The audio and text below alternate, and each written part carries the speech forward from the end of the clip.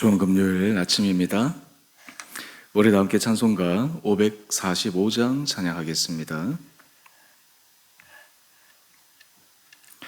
545장입니다. 이 눈에 아무 증거 아니 배워도 믿음만을 가지고 손을 걸으며 이 귀에 아무 소리 아니 들려도 하나님의 약속 위에 서리라. 걸어가세 믿음 위에 서서 나가세 의심 버리고 걸어가세 믿음 위에 서서 눈과 귀에 아무 증거 없어도 이 눈이 보기에는 어떠하든지 이미 얻은 증거대로 늘 믿으며 이 맘에 의심 없이 살아갈 때에 우리 소원 주 안에서 이루리. 걸어가세 믿음 위에 서서 나가세 의심 버리고 걸어가세 믿음 위에 서서 눈과 귀에 아무 증거 없어도 이 눈이 보기에는 어떠하든지 이미 얻은 증거대로 늘 믿으며 이 맘에 의심 없이 살아갈 때에 우리 소원 주 안에서 이루리. 걸어가세 믿음 위에 서서 나가세 의심 버리고 걸어가세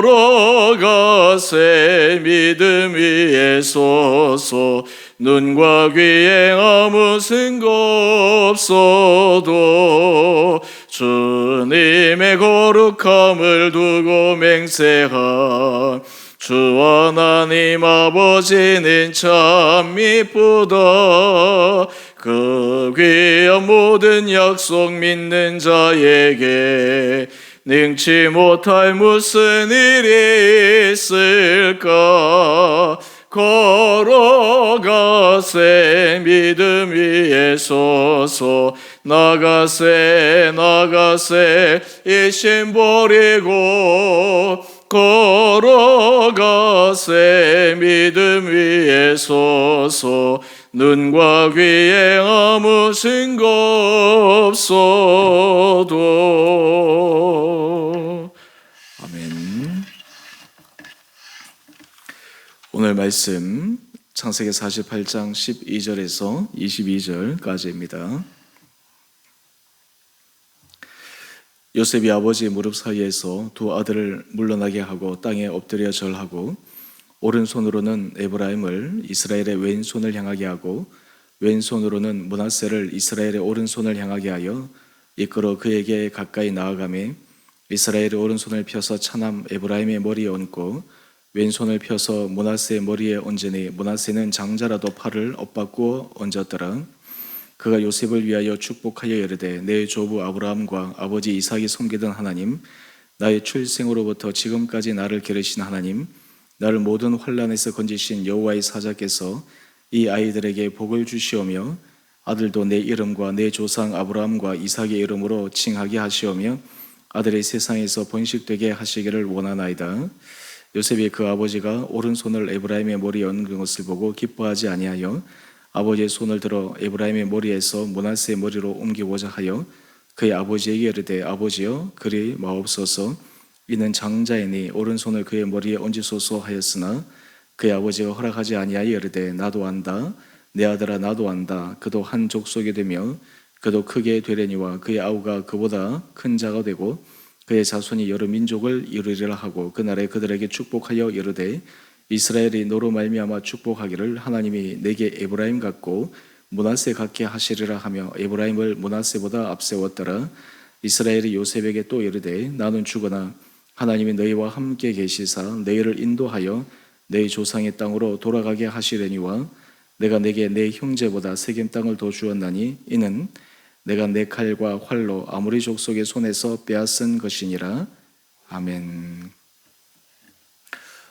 좋은 금요일 아침입니다. 하나님께서 이 하루도 우리 마음에 주님의 은혜를 부어주셔서 믿음으로 승리하는 복된 하루 되시기를 원합니다. 야곱의 인생은 참 드라마틱합니다. 그가 쌍둥이로 차자로 태어났음에도 장자권의 축복을 받기 위해 젊은 시절부터 고군분투했고 또 그 결과로 그가 형의 미움을 사서 외삼촌 집으로 도망하고 그러면서 그의 여러 삶의 모습들이 참 뒤죽박죽 되어진 것을 우리는 살펴보았습니다. 또 뿐만 아니라 나중에 그가 속였던 그 부분으로 인해서 그의 자식들도 그를 속입니다. 그가 가장 사랑했던 아들 요셉, 그 요셉이 죽었다고 속임으로 그 20여 년 이상 그 사랑하는 아들이 죽은 줄로만 알고 가슴에 한을 안고 살았던 이 야곱의 인생을 우리는 생각해 봅니다.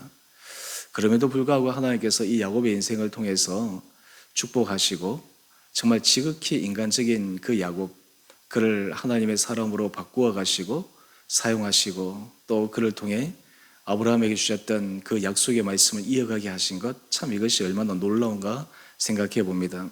그런 의미에서 우리는 야곱의 인생을 바라볼 때 야곱이라고 하는 그 인물의 특성, 그 인물의 그 드러나는 여러 가지 속성에만 주목할 것이 아니라 그 지극히 인간적인 그 야곱을 바꾸어 가시는 하나님, 그 바꾸심으로 말미암아 결국에는 이스라엘이라는 이름답게 하나님께서 그를 이스라엘 민족의 공동체의 출발점으로 삼으셨다라고 하는 것을 생각해 보면 야곱의 인생을 통해 하나님이 참 하시는 일이 얼마나 놀라우신가라고 하는 것을 생각해 봅니다. 우리는 삶을 살아가면서 변화에 대해서 종종 이야기를 합니다. 근데 나이가 점점 들어가면 이 변화에 대해서 사람들이 마음이 둔해집니다. 지금까지 살아왔던 습성이 있는데 그렇게 될까? 지금까지 그렇게 살아왔는데 바뀌어질까? 근데 사실 사람의 힘으로는 바꾸기가 어렵죠. 사람의 힘으로는 자신의 타고난 기질, 습성, 그리고 생각의 방향 이런 것들이 고착화되어졌기 때문에 그것이 쉽게 바뀌지가 않습니다. 하지만 우리가 마지막까지 희망을 버리지 않을 수 있는 것은 하나님께서 개입하시면, 하나님이 역사하시면 변화시키신다라는 것입니다. 우리는 야곱의 인생을 통해서 그것을 확인할 수 있습니다. 오늘 특별히 이 야곱이 요셉의 두 아들을 축복하는 이 장면을 통해 자신의 인생 가운데 역사하셨던 하나님의 손길을 고백하는 장면이 나옵니다. 우리가 그 모습을 통해 앞으로 우리가 걸어갈 우리의 남은 인생 가운데 하나님께서 우리를 통해 일하실 그 전능하신 주님의 손길을 다시 한번 바라볼 수 있는 믿음의 은혜가 있게 되기를 원합니다. 오늘 본문 말씀을 보면 요셉이 자신의 두 아들을 야곱에게 데리고 옵니다. 그리고 야곱이 그 두 아들을 축복하기 위해 아버지에게 부탁을 합니다. 이때 야곱이 자신의 인생 가운데 하나님께서 자신에게 은혜 베푸셨던 것을 고백하는 장면을 한번 우리 보십시다. 우리 15절 이하의 말씀입니다. 15절의 말씀을 보면 내 조부 아브라함과 아버지 이삭이 섬기던 하나님, 나의 출생으로부터 지금까지 나를 기르신 하나님. 저는 이 대목을 묵상할 때마다 야곱은 지나간 인생을 돌이켜볼 때 자신의 힘으로 능으로 살아왔다고 생각했지만 실제로는 출생 때부터 그리고 지금까지 하나님께서 그를 기르시고 하나님께서 그를 인도하셨다라고 하는 놀라운 고백을 하게 됩니다.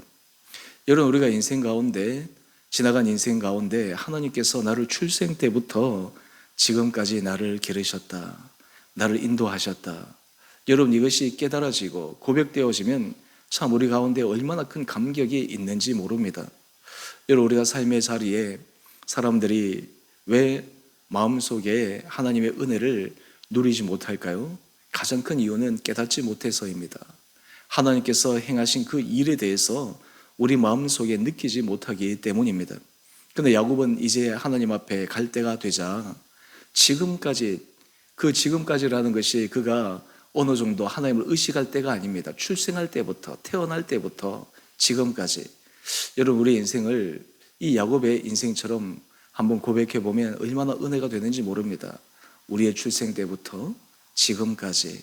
우리도 사실 야곱처럼 험악한 인생, 산전수전, 정말 공중전, 이런 모든 것들을 인생을 겪으면서 지금까지 살아왔을 텐데, 그럼에도 불구하고 우리를 인도하셨던 하나님, 우리를 기르셨던 하나님, 우리를 포기하지 않고 끝까지 우리를 붙들어 주셨던 하나님, 여러분, 그 하나님의 은혜를 생각하면 그저 감사할 것밖에 없습니다.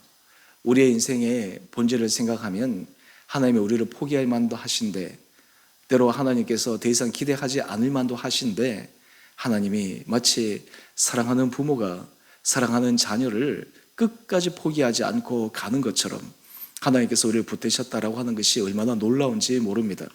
여러분, 우리 한 페이지 넘겨보면 거기 묵상 에세이에 하나의 감동적인 이야기가 나옵니다. 거기 이 글을 쓴 저자가 자기 히브리 대학에서 공부할 때 한 친구의 이야기를 소개하고 있습니다. 그때 친구가 아마 장애가 있는 친구였는데, 특별히 전신이 마비가 되어서 어떤 의미에서 일반 사람들과는 더불어서 공부하는 것이 어려운 친구였던 것 같습니다. 그런데 이 친구가 20년에 걸쳐서 공부를 했다. 대단한 것이죠. 어떻게 이렇게 의지가 대단할까? 다른 사람이 쉽게 할 수 있는 것, 그것을 이 전신마비이기 때문에 얼마나 그 당연하고 쉬운 일이 어려웠겠습니까? 그런데 이 친구가 그것을 해낸 이유가 무엇인가? 여러분, 거기 한 중간 단락에 보면 그 친구는 어릴 때부터 어머니한테 이런 얘기를 들었다고 합니다. 내가 장애를 갖고 태어난 것은 그것을 극복함으로 하나님께 영광을 돌리기 위해서다. 그러니 자신감을 가져라. 여러분, 이 어머니의 신앙이 대단하지 않습니까? 지금 야곱의 신앙 고백과 우리가 같은 관점에서 바라볼 수 있습니다. 왜 하나님 나를 이 전신마비가 되게 했습니까? 하나님 왜 나를 이렇게 다른 사람들과 달리 이렇게 만드셨습니까?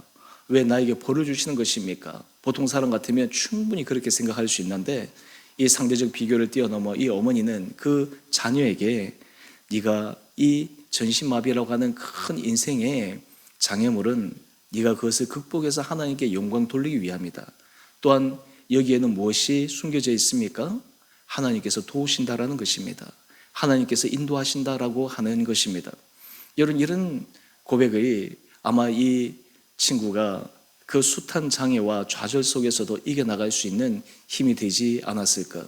우리가 다시 본문으로 돌아와서 하나님이 우리를 출생 때부터 붙들어 주시고 인도하신다. 여러분, 이것이 우리 인생 가운데 확고하게 자리 잡히게 될 때 우리는 상대적 비교에서 넘어서서 하나님의 은혜줄에 매여 살아가고 있습니다. 그러면서 이 야곱의 그 이어진 고백을 한번 보실까요? 16절 말씀입니다. 나를 모든 환난에서 건지신 여호와의 사자께서 이 아이들에게 복을 주시오며. 여러분, 이 야곱의 이 고백은 단지 입으로만 고백하는 그 내용이 아닙니다. 단지 들었던 간접적인 경험으로만 고백하는 내용이 아닙니다. 야곱의 인생을 돌이켜볼 때 그가 얼마나 수많은 환난을 겪었습니까? 그가 얼마나 심적인 고통을 겪었습니까? 그가 심적인 고통은 어쩌면 그가 스올로 내려가고 싶은 지옥으로 떨어질 것만 같은 그런 비참한 삶의 상황 가운데 처해 있었음을 우리는 그의 삶을 통해 기억하고 있습니다. 그런 환난에서도 하나님께서 그를 건지신 것입니다. 그를 붙들어 주신 것입니다. 그를 잡아 주신 것입니다. 그 하나님께서 이 아이들에게 복을 주시기를 기도하고 있습니다. 그러니까 정말 이 복의 기도는 어마어마한 기도죠. 이 복의 기도는 정말 엄청난 축복의 기도입니다. 우리가 사실 하나님께서 우리에게 말씀하신 그 말씀을 따라 하나님께서 우리에게 축복의 기도, 우리 자녀들에게나 우리 주변 사람들에게 중보 기도를 할 때 특별히 우리가 그냥 입으로서 그냥 그저 하는 그런 기도가 아니라 우리 정말 내면의 깊은 곳에서부터 우러나오는 기도, 우리가 정말 인생 가운데서 하나님께서 나에게 주셨던 그 놀라운 역사를 기억하며 드리는 그 기도 가운데 정말 절절함이 묻어 하나님께서 그 축복을 이어가게 하실 분명한 믿음의 확신이 생기게 되는 것입니다. 그러면서 내 이름과 내 조상 아브라함과 이삭의 이름으로 칭하게 하시오며 이들이 세상에서 번식되게 하시기를 원하나이다. 이 축복은 하나님께서 천지를 창조하셨을 때 주신 그 천지 창조의 축복, 또 그리고 구체적으로는 그의 조부 아브라함에게 주신 축복, 그 축복이 또한 다른 모든 자녀들에게뿐만 아니라 지금 이 요셉의 두 아들에게도 이어갈 수 있게 축복하고 있는 것입니다. 근데 오늘 본문의 장면에 보면 조금 재미있는 일이 나옵니다. 그것은 요셉은 자신의 장자 므낫세가 에브라임보다 더 축복을 받기를 원합니다. 그런데 이 야곱은 손을 엇갈려 이 장자와 차자의 축복을 바꾸어서 축복하는 모습이 나옵니다. 우리가 얼핏 보면 조금 이해가 되지 않죠. 우리가 통상 생각할 때 아니 장자가 더 많은 축복을 받고 이어가야 될 텐데 왜 차자가 갈까? 어떤 분들은 이 부분을 이렇게 해석할 수 있습니다. 이 야곱이 자신의 축복의 그 근원이 자신의 신분, 자신의 둘째임에도 불구하고 그것을 뛰어넘었던 그것, 아마 그런 것들이 어쩌면 이 요셉의 아들을 축복하는 데 있어서도 그냥 무의식적으로 나타난 것이 아닌가. 이것은 또 다른 하나의 그냥 재미있는 해석일 뿐이고요. 근데 여기서 우리가 주목할 것이 있습니다. 장자의 축복, 차자의 축복. 이것은 지극히 인간적인 생각으로 하는 것입니다. 하나님의 축복은 장자의 축복, 차자의 축복이 없습니다. 하나님의 축복은 정말 우리가 생각할 때 저 사람은 받아야 되고 저 사람은 아니다라고 하는 축복이 아닙니다. 우리 마태복음 20장에 보면 포도원 품꾼 비유가 나옵니다. 거기에 한 사람이 나가서 일할 사람을 모집합니다. 이른 새벽에 사람을 부릅니다. 그 사람에게 약속하기를 열심히 일을 하면 한 데나리온을 주겠습니다. 근데 조금 있다 나가보니까 3시 또 나가보니까 노는 사람이 있어요. 또 6시에 나가니까 노는 사람이 있어요. 9시에 나가니까 노는 사람이 있어요. 11시에 보니까 노는 사람이 있어요. 여기서 이 시간 개념은 이 우리나라 플러스 6을 더하면 되는 것인데요. 그러니까 한마디로 얘기해서 이른 새벽에 온 사람부터 시작해서 그냥 오전에 온 사람, 낮에 온 사람, 심지어는 오후 늦게 온 사람, 이러한 사람들이 다 일을 하게 한 것입니다. 그런데 문제는 이제 제일 마지막에서부터 온 사람에게 주인이 하루의 임금을 계산하기 시작합니다. 그런데 제일 끝에 온 사람, 11시에 온 사람, 그 사람은 얼마 일도 하지 않은 거예요. 그런데 그 사람에게 한 데나리온 품삯을 줍니다. 그러니까 제일 먼저 온 사람은 그것을 보면서 내심 기대하게 됩니다. 아, 저 사람은 내보다 무려 그냥 하루 한나절을 늦게 왔는데도 저렇게 한 데나리온 받으니까 나는 더 받겠지. 그런데 그때 아이러니한 일이 일어납니다.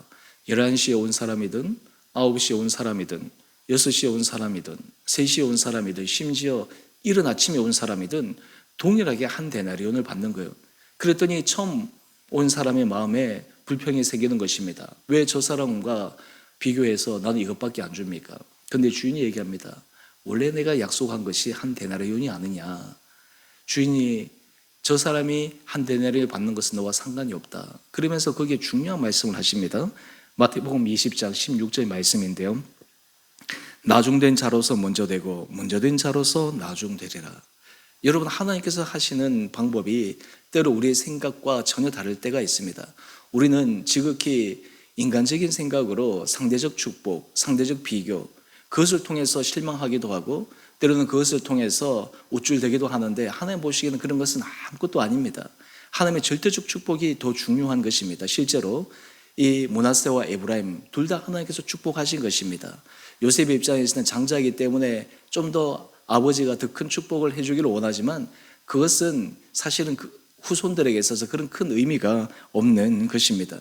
오늘 궁극적으로 우리가 하나님 앞에 간구해야 될 것은 무엇입니까? 하나님의 절대적 축복입니다.